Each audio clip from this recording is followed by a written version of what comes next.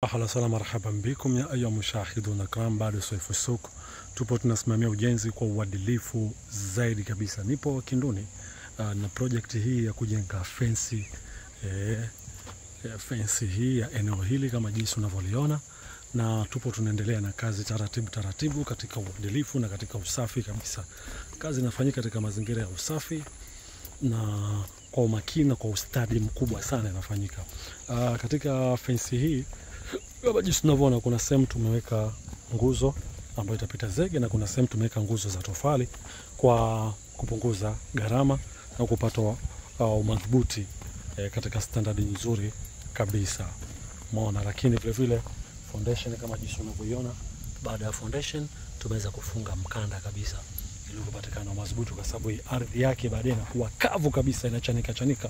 Kwa lazima tufunge mkanda hapa kama jinsi unavyoona. Tayari baadhi ya eneo tumefika kozi 7, baadhi ya maeneo tumefika kozi 3 kwa mujibu wa eneo jinsi lilivyo, kwa maana kuna upande mmoja lipo juu, kuna upande mmoja lipo chini.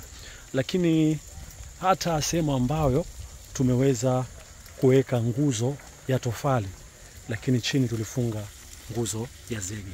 Umeona jinsi ilivyo, tulifunga nguzo ya zege katika kuhakikisha kwamba foundation inakuwa imara na madhubuti zaidi. Eneo ni kubwa sana.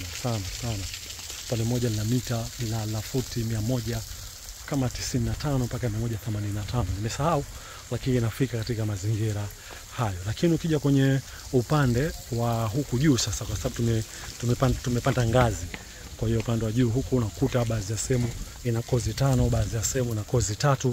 Lakini uzuri zaidi katika kufunga mkanda, yote tutaifunga mkanda katika level moja. Mkanda hatutoshusha ngazi ili uweze kushikana vizuri na nguzo hizi na kadhalika.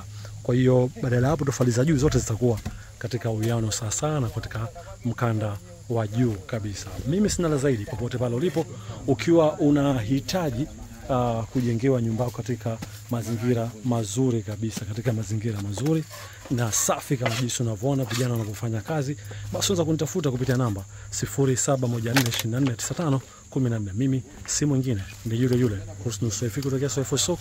Hitaji lako ndio kipaumbele chetu. Unakwenda kukumalizia mzunguko mzima wa fence uweze kuuona kama jinsi unavyoona hapo. Nakwenda kukumalizia mzunguko wa fence ambao tumeweza kurekodi. Ile eneo tunalizunguka mpaka sasa hivi ni dakika 3.